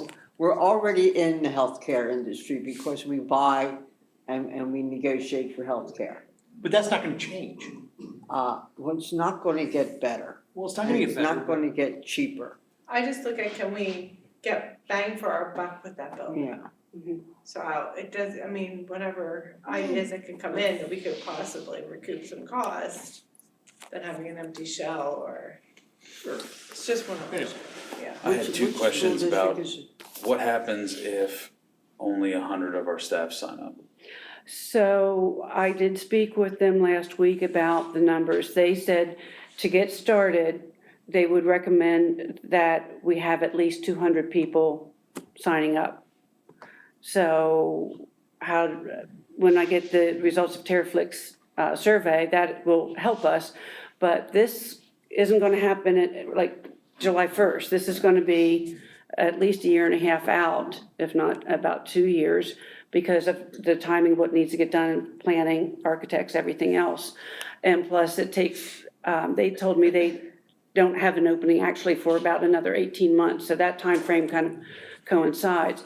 So kind of long way of answering your question is those, if we get the results back from the survey and we have 400 out of 400 employees saying, yes, we're interested, not all of them are going to be here, Right. you know, in a year from now. Especially Hopefully with they'll- contract lengths and stuff, and you're talking about 5 years, and then there's just some concerns about that, because what if it's not as well received, or 100 people sign up, and then do they try to get extra costs out of us or whatever? Because I don't know exactly how that works, and the Peckway ones none of them have. They didn't have that risk. Participation at the other schools. What's that? What's been the participation at the other schools? We've heard nothing but positive Yeah. from the folks from the school districts that have it. That's kind of where I had the same questions, and when I look at these numbers, like, these numbers are based on full participation, and Right, obviously yes. waiver, but I'm like, it's not like we're the, early bird on this necessarily. There is a proof of concept out there for it. Yes. But 6 or 7 other districts are already doing it. Yeah. And they speak highly of it, and I don't think they'd be doing it if they only had 50% of their employees doing it. And I think having the on-site will encourage more people to do it. Like, I think the districts that don't have the on-site, that are still getting what they feel is an adequate number of people participate without having the convenience of an on-site. I'd And like you to said hear that those 71% numbers, of what our their people are within participation is. access. Yes. They're within location. So one of my biggest concerns is non-district people coming on regularly on site. Now, I know that happens kind of already sometimes, but I'm curious if they know that if we know that 71% of our people are within striking distance of a current clinic, do we know based on address how many people potentially having an on-site here affects that aren't district employees but participate in the program? Yeah, that was Because one of that's the the only questions. other thing I'm curious about is, are we talking, there's another 300 people that are gonna be using this? Because the only thing I don't want is all the benefits of this, and then we have a teacher who's not feeling well and she can't be seen because there's 15 people here that are outside the district, and now we have lots of non-district people coming in a lot. That's a number, if they have any way to figure that out, that's something I just would love to know, is what is that?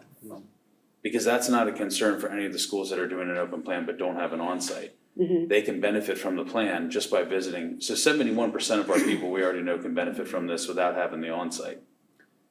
The convenience of the on-site is nice, but what is the effect of those coming on-site? Well, and you bring up a good point, because if we open up a clinic, then we've got the Greenfield Corporate Center that has a lot of employees. Now, Greenfield, or High Associates did open up a clinic recently, but it's exclusive. We couldn't go there. Right. But then you've got all the businesses too, in the area, Route 30 corridor too, that we could draw some people. And as far as the risk regarding having people coming on campus, it is a building that's close to Horseshoe Road, so it's not like it's embedded back here further away from the road. It's detached, there are no students in the building, and also it houses our safety and security director too. I think I agree with those points. I think those are good. But I also think about there's a wall 30 feet from the front door, which has direct access into the building. It's just a proximity thing with lots of non-district people, where before that would be like, hey, what are you doing? And now we're inviting them on. Even though they're participating in the program, I get that. But I think when I think about my concerns, what Mike brought up too is definitely the best laid plans of 160 a year, 3-year ROI. It's probably more like an 8-year ROI. And I like the idea of breaking even eventually, especially, and I love the benefit to our staff. Absolutely love the benefit to the staff. But those other concerns are kind of where my brain is sitting in terms of what is gonna be the impact of the community having access. And what is our actual engagement level of our employees? Which I'm hoping, because it sounds like there's enough benefits there where our staff will be like, it's kind of a no-brainer. For $49 a visit, okay, even if we're paying the 59. Right. But then, if not, what does it look like in a 5-year contract if we don't hit the minimum that they want us to hit? Do they just back out and then we're left with a clinic building that nobody is being a doctor in? Those are just some of my additional ones that just kind of came up as you were sharing this information. Those are legitimate concerns. I thought the same thing too. I mean, it is a risk going forward with capital outlay like that. What's helped the other school districts that are members of Penn Medicine's medical clinic is that they have other clinics in the vicinity, so they can piggyback on them without taking that risk. That could be something we can look into deeper. You know, what if we decide we're going to use the former district office for something else? What would our participation rate be if we said, okay, CV, we're going to move forward with this without the clinic actually being on site? That would, to me, would make. 70% live around here. Very few of them therefore close to someone else. I was just gonna say, it would make sense to maybe start that route first, and if we've got great participation with using other clinics, then it would make sense to bring it here, maybe. Also, my other concern is if we remodel just the district or the boardroom over there, we still have to remodel the rest of the building.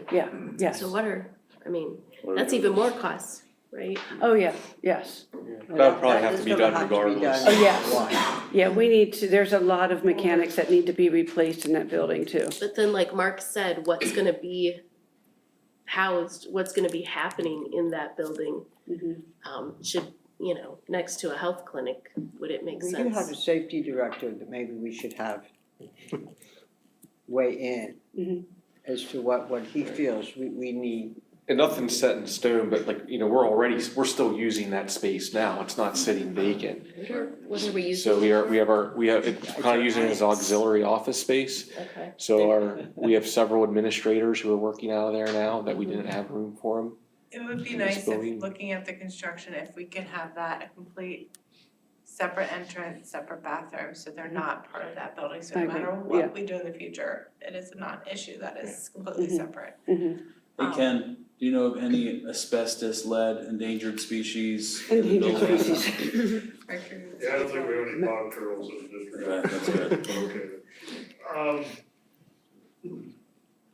Not aware of any like tile or anything like that. There may be some window caulking just on the older end of the building, but that would be about it. Alright, I figured you would have spoke up if it was like, hang on, that 413 is gonna be about 800,000, just so you know, so. This clinic, is it walk-in only or can you make appointments or both? You can make appointments too. It's not just walk-in. That might be the solution to Mark's thing, like employees can make I thought you appointments, had to make seen an at appointments, everyone else is a walk-in. Because don't they limit it to 2 at a time? Well, you can call ahead, you can text, call ahead, you can pop over, not just to walk in like that, but you can have appointments, but they try not to book them so that we're not running into the same situation you do with your own family doctor, that you can't get in for 3 days. Right. And they can see people virtually. We're quoting what it will cost us, but even if we started right away, it'd be another 1.5 years until we actually had it. That, if we do this, these numbers will still hold?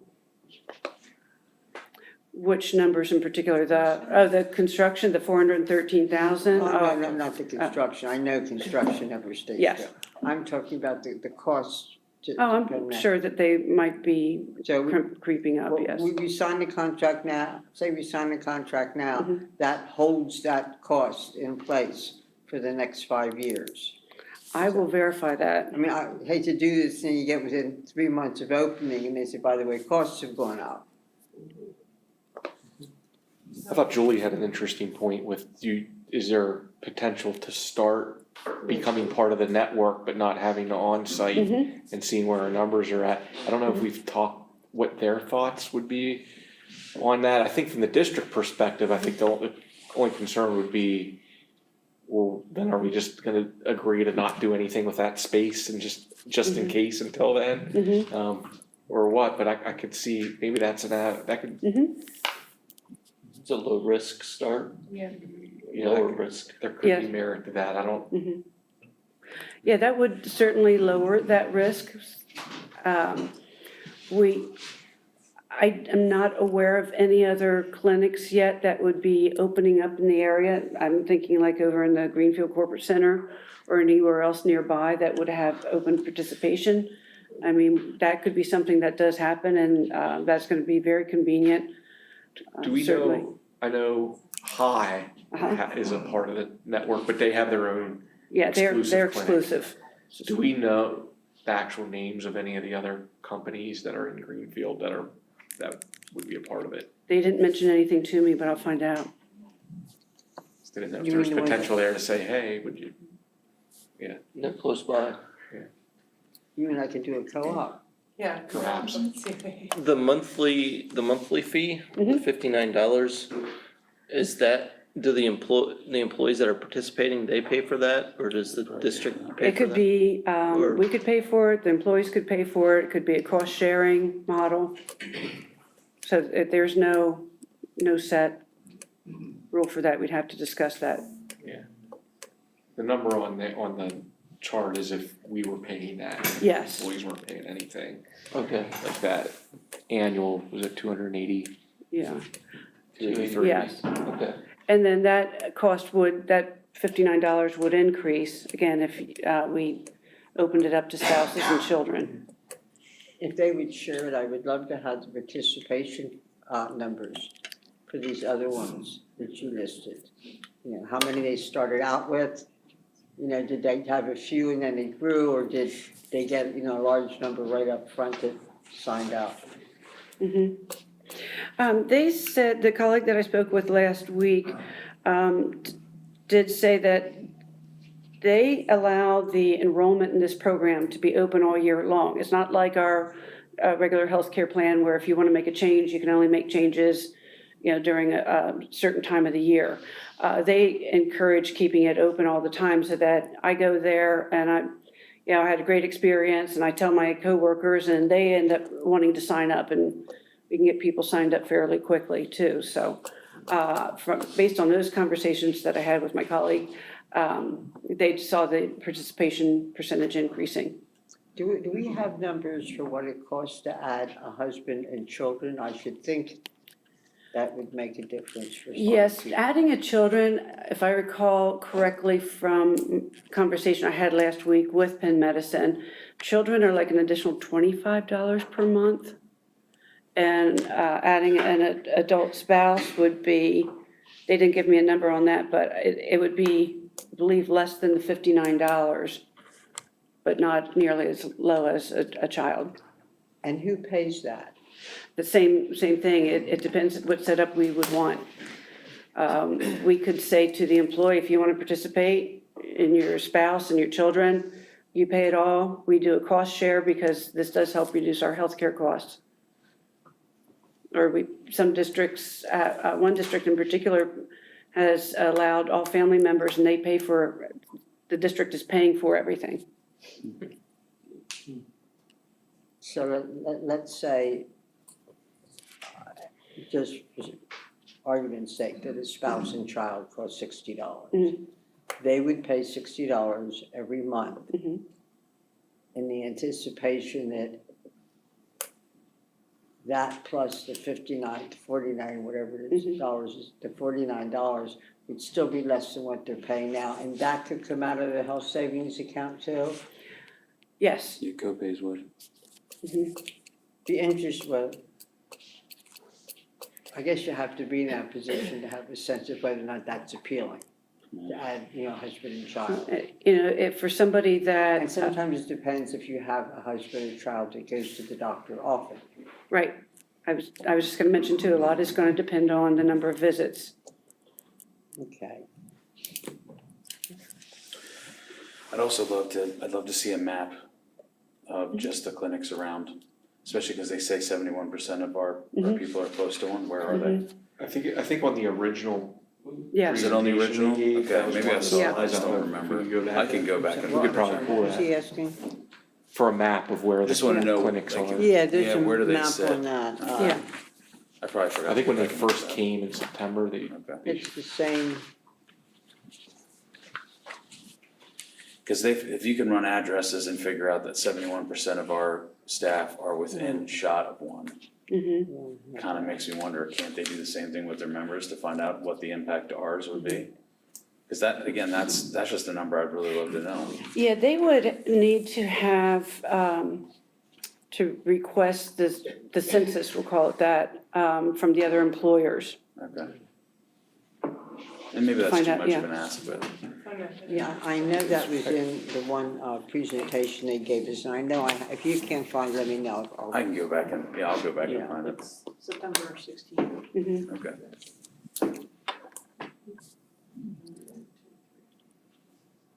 I did get the sense, even prior to them coming to the board, when we just admitted, along with the Tara and the association and a small group of our admin team met with them last year, I think they're eager to get into this part of the county because of that map.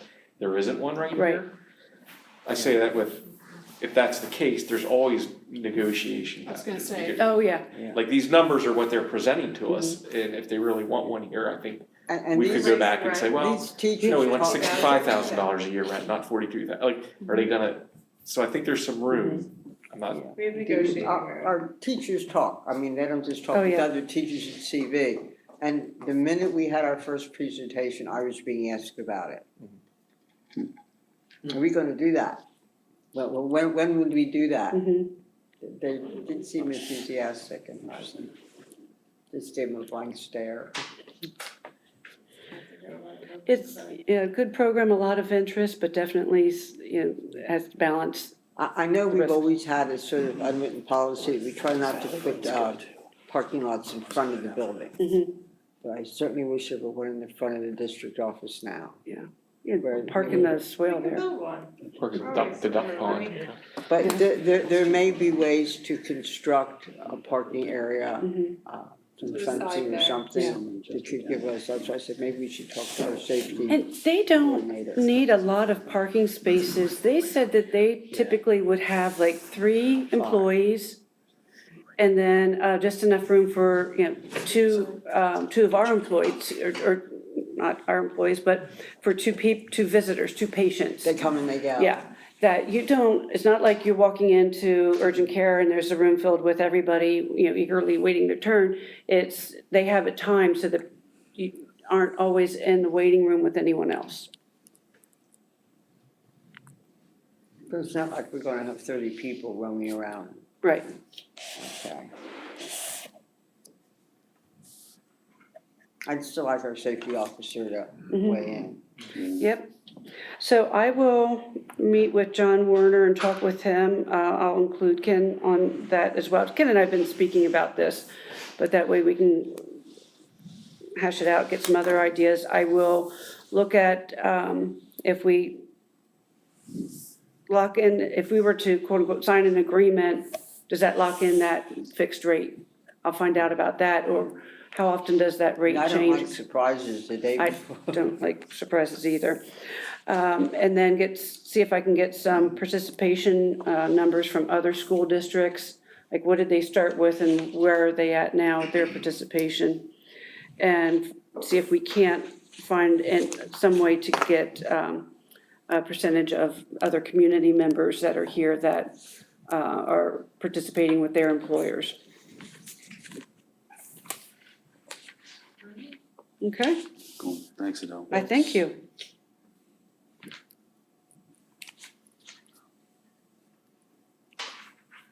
And if you think of anything else in the meantime, just email me and let me know what your, Just give me our list of questions. that was an excellent list of questions. Any other questions or comments for right now? Okay, then we can move on to the school zone signs. Fritz. You want to start or do you want me to? You can start if you want. So a few months ago, I had some parents from Fritz who lived in the neighborhood across the street from Fritz reach out to me concerned about traffic on Hornig Road in front of Fritz Elementary. There's no, it's our one elementary school that does not have school zone signs. Now, there are school crossing signs there, fluorescent school crossing signs, but it's not an official designated school zone. It has between the hours of arrival, it flashes, it says 15 miles an hour. We don't have that. So they were asking, they said, according to these parents, there was a history of them going to the township and going to the school, asking for it in the past.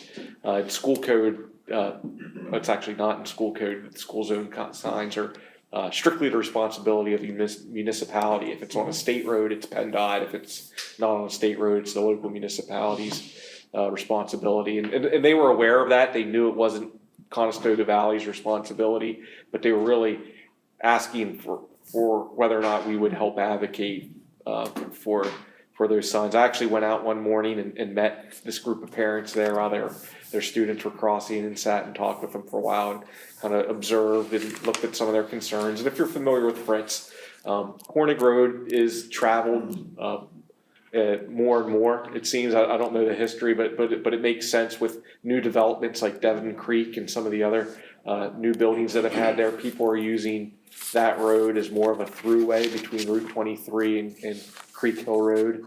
There seemed to be a significant amount of traffic when I was out there, and there's also a pretty big curve right there at the top of the hill coming down around where the kindergarten playground is, and they're worried about just people flying through there when buses are getting in and out, when students are crossing in the morning and the afternoon, because we do have that is probably our school with the most walkers. So I think their concern was valid personally, that there should be something there. They brought up speed bumps or flashing signs or something. So Adele and I recently had a meeting with East Lampeter Township that we do frequently where we meet with the township leadership, and we brought it up, and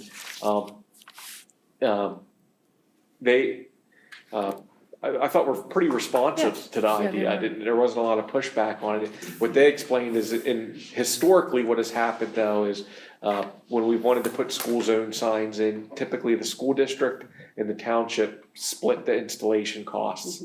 And then at that point, the township takes over and they take care of maintenance from that point forward. But those costs don't just involve the price of a sign and installing it. There's some engineering involved and studies, and then deciding what type of, do we want a solar powered sign or not, and in some other areas. So they seemed to not seem, they expressed that they were open to going to their township board as and requesting that if we were open to going to our board and asking if we would be willing to split those initial fees, which they said their estimate was around $40,000 to $45,000 for the installation, for that engineering, all the traffic, traffic studies, cost of the sign, installation. Not that wouldn't be our cost, that would be the total cost. So if we were splitting that, you could look at it, low 20s. So we're bringing it to the board as something to discuss, as whether or not that's something we want to work into our budget in the future. Timing wise, does that mess with any renovations that are coming up for Fritz? It should not. We're looking possibly at having a solar signs put up. That way we don't have to worry about running electricity. I met with Ken and John Werner, our safety director, last week to discuss it. But if we went solar, then again, that would not interfere with anything, it would not add any additional costs. We're looking at possibly applying for a Safe Routes to School grant, which this should qualify for. And timing-wise can work out that if we apply for the grant, if we go forward with this, if you agree, we go forward with this regardless of the grant, but just if we got the grant, that would be great, and we could look at any other areas that we need to have these signs replaced to be solar and electronic. Do versus- all of our schools right now have signs in front of them? Ken, there was one that does not, was that Brownstown? Brownstown? Because it's in a residential neighborhood. There are 2 flashing crosswalk signs along 772 at Brownstown, but Brownstown School does not have a school zone sign, so. They don't get much traffic up that little street, do they? No. I'm familiar with that intersection because the road itself comes around the sharp curve and the hill, and it's blind. Yeah, yes. And we have 45 kiddos on average that I agree walk. this is probably necessary, and we'll get only more so. It's a no-brainer. Yeah. One kid gets hit, this more than pays for that. Yeah. It's not even a question of that. How long is this whole study and all that gonna take before we can take action? So I'll give East Lampeter Township a lot of credit. In fact, the day after I met with the parent, not the day after, later the day that I went out there that morning, I mentioned it to John Werner, and he contacted some of his friends on the police force, and they put a temporary speed limit sign out there the next day, like that flashed. And they said that even helps them collect some preliminary data on the speed of cars going through and so on. So I don't know if that might expedite it a little bit because they've already started. They kept that out there for about 2 weeks and collected some data. Yeah, cause when the weather starts getting warmer, we're gonna have more kids Yes. walking and biking and more people flying through, so. Yeah. But yeah, it's a no-brainer. So if we wanted to move forward with this sooner rather than later for safety issues, we probably would not be awarded any money with the Safe Routes to School grant for this particular project. But what Ken, John, Werner, and I were talking about last week was, well, we're having some difficulties with the school signs out front here. Let's look at that so we can, apply for the grant for those. Those are existing right now, but we want some signs also that we can control electronically or even manually if we want, so that if there's, when we have daylight savings time or any other changes, we can program that in without, like currently right now, if something's not working, one of the signs out here in front of the high school, we notify the township, they have to contact their vendor who has to come out physically. Yeah, so it's kind of an antiquated process, so we think that this is going to turn into a little bit more of an endeavor. Well, I get the sense that everyone agrees that something's needed there, so. Spikes. Our directive, I guess, is to move forward, and I assume you will respond to these emails. Yes, yeah. Put rocks by the playgrounds, if cars veer off the road, they hit a rock. No, the parents were great. They were very, I think they're concerned with safety, and they said about 5 or 6 years ago, I think they went to the township and didn't feel they got anywhere. But I think now, wanting the schools backing, they thought was the route to go. They were not upset or anything. They were just concerned, and obviously the township, their board of commissioners has to agree to it too, but at least. When do they meet, do you know? I don't with Ralph. I don't know offhand when they meet. Diane, do you know when the township meets? There you go. Do I know what? Well, you know when the township meets? I was sure you knew when everybody met. It's probably once a month. Yeah, maybe two. But we kind of left that meeting, like they agreed that they were gonna bring it up with their board, and we agreed that we were gonna bring it up with our board, so. How long does the grant last, just out of curiosity? Like how much time do you have to use the money? It didn't provide the details on that. They haven't posted anything for the upcoming, actually, they didn't even post any dates for 2024, which is almost over. But based on the 2023 grant, the submission period was from, I thought it closed in April, but that's when it opens. It kind of goes from April to, let's say, the end of June. That's why I'm thinking if we want to move forward with this sooner rather than later, that we look at this grant for other school zone projects. So, yeah. I was just curious, because in a year, in less than a year and a half, that building's gonna be vacant for 2 years. So, it's just if Am you. I correct that unless the township agrees, our hands are tied, we can't do anything on our own? Yeah. Yes. So, yeah. But So if the then construction you isn't gonna know- mess with any of the ins and outs, Not if then we it go shouldn't solar. matter. That was the only thing I was thinking of, is like, is there potential for construction vehicles to take out anything new or whatever? And if you need to do something temporary just for a year and a half, that was attention getting. And then during the renovation, if there was still some money, then put in something permanent towards the end of that. But if that's not needed, it's not needed, yeah. No, I think we're good. So our next step is we can either draft a letter for the school board to, as if it's from the school board, saying, yes, we want to move forward with this, or just submit a sign request document that they had on their website. So if you have any preference. No, okay. Whatever you think is applicable. As Okay. official and threatening as possible. We support it. Do it. Do it, please, okay. All right, thank you all. Thank you. Does anyone have any questions or concern in the finance and operations report? On the curriculum and instruction reports? Are there any federal funds? No report. I have posted an IU report, and a PSBA report. With PSBA, you should have gotten this bulletin. For some reason, they've decided to hold off announcing who won the elections until the January bulletin, but I don't think anyone's holding their breath on those results. They're slowly starting to come up with some more webinars. There's only one coming up in January. I don't know if any of the others are especially noticeable. I will note that Dr. Moomin resigned as Secretary of Education. I have no idea who's going to fit in there. And the Office of Civil Rights is working on anti-discriminatory practices for AI. They've sort of skipped over the high school sports. I assume they will get back to that. I don't think there's anything else of real importance on that. I also listed the academy, and I'll make note that on the 25th, we have a graduation coming up. We're hoping to have 19. When we get down to the last 2 months, the kids that are close, it suddenly becomes a panic and we push them. We did have one of our students that's going to be graduating address our board. And he and his mom just were so excited that this kid was actually going to graduate high school. We did have, I will tell you, a little bit of miscommunication. We had a couple kids that we had wanted to send that didn't qualify.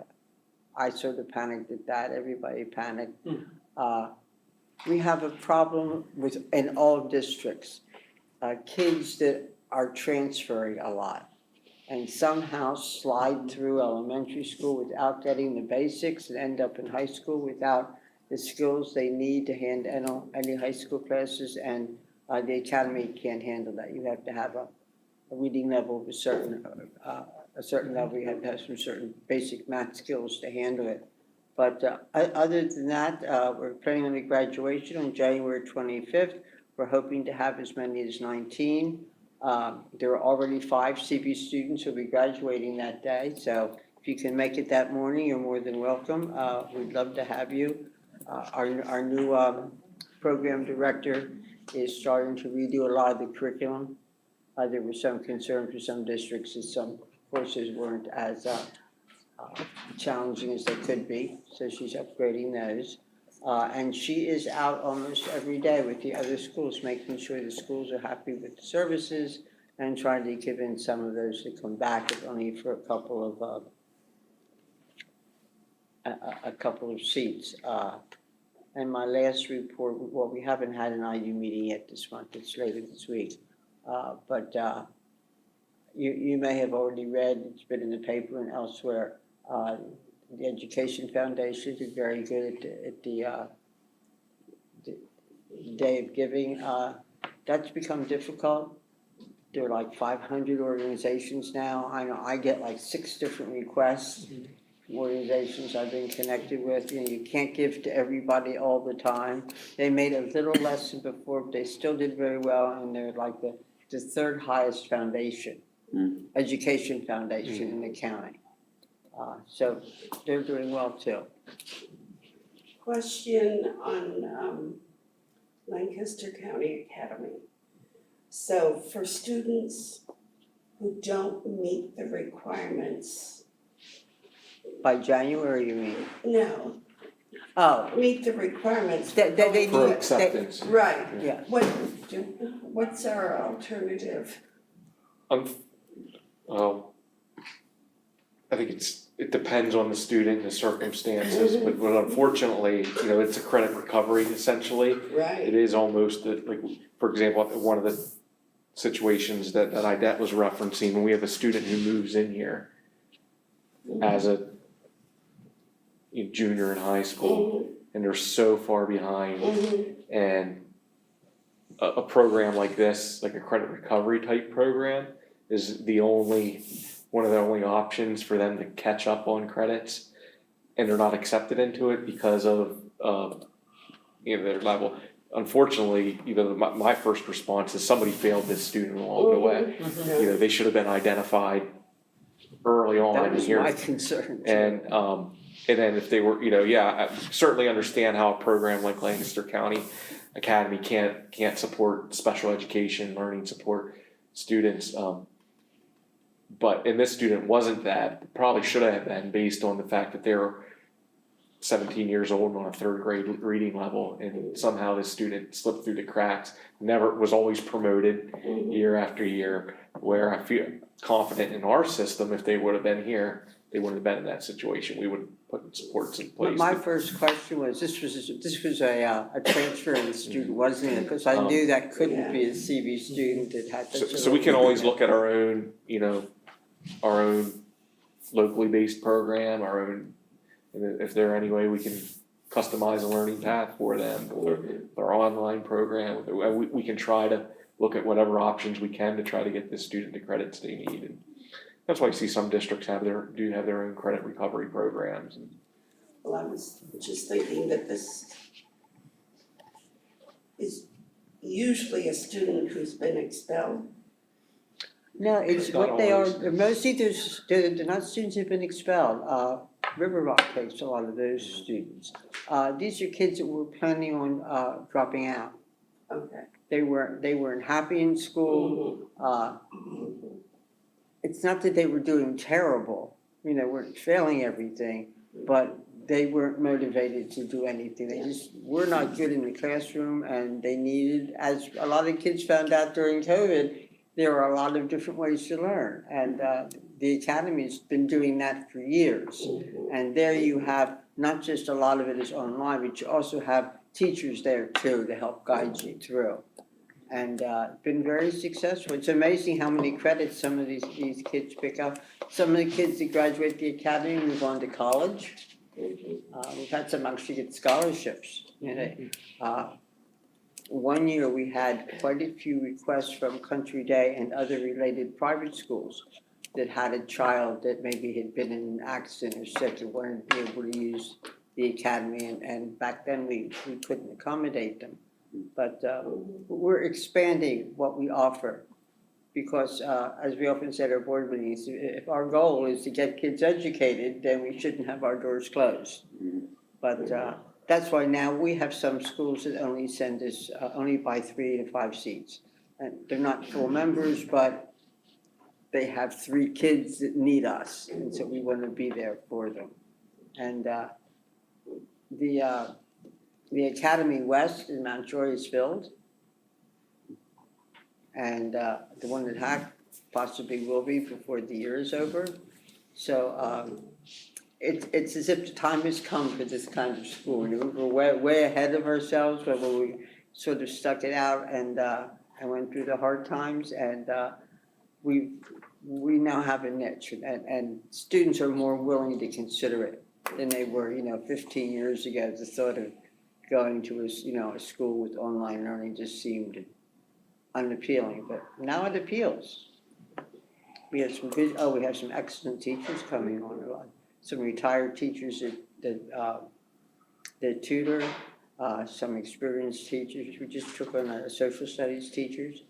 It's retired and still is rabid about teaching social studies. It was redoing the government course, so they're doing well. And they're still watching the nickels and dimes to make sure, because we're financially healthy right now. We want to be able to stay that way. Anything else?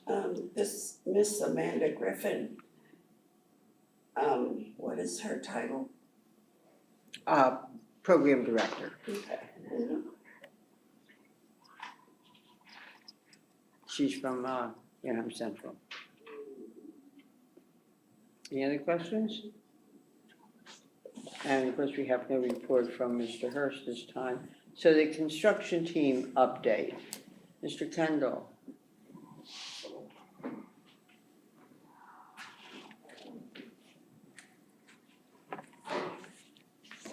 I'll speak on Leola. The overall project is 39% complete. It's on schedule. Some of the work that's going on now, some of the highlights, new windows are going in, working their way through the various areas. The other larger item is that the closed cell spray foam roof insulation is being applied. The structural steel in the library is another big item that's happening right now. And also in the 5th grade area, there's some large steel beams, logistically just a nightmare to get those in the building, not to mention up in the area that they're up in the air. Mechanical, electrical, and plumbing rough-ins are ongoing throughout all phases. I should have led off with the demolition. Demolition is essentially complete.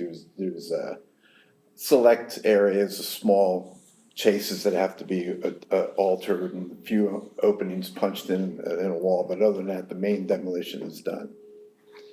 A couple of milestones, actually, a date. Cranes have been scheduled for rooftop placement, for rooftop units to be placed. And also, I think the switchgear, what do I have here? Switchgear, I think, is in March. Yeah, right now there's a date that's out there for 3/10/24, or actually 25 for the switchgear.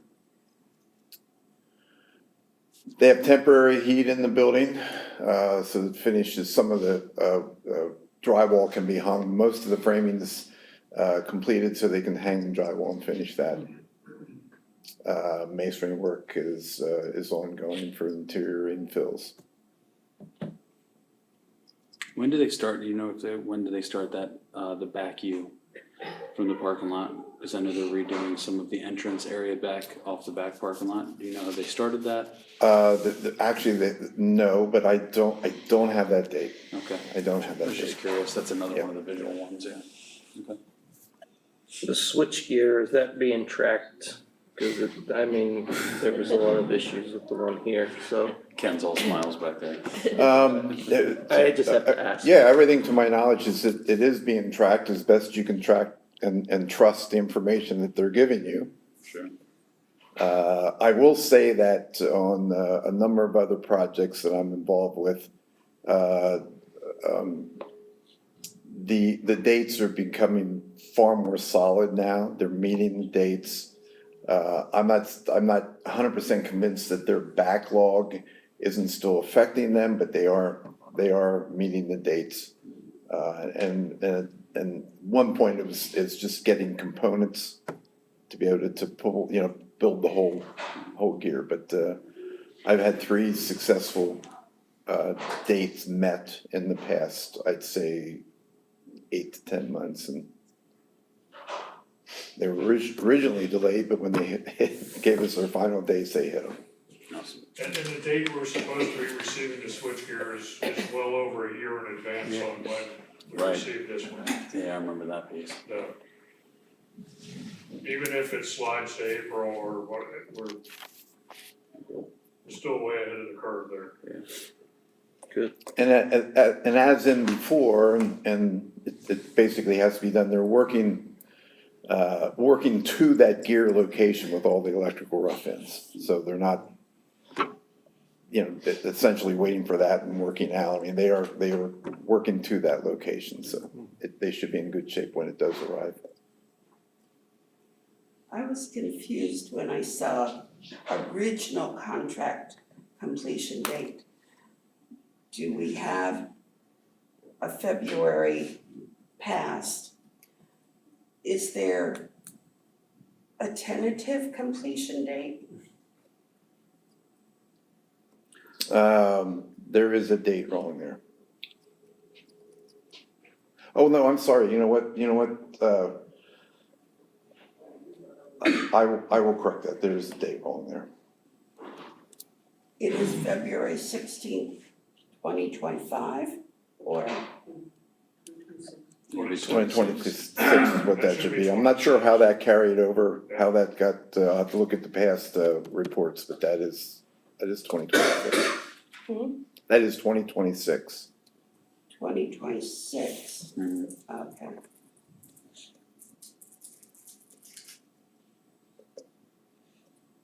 I will make that correction.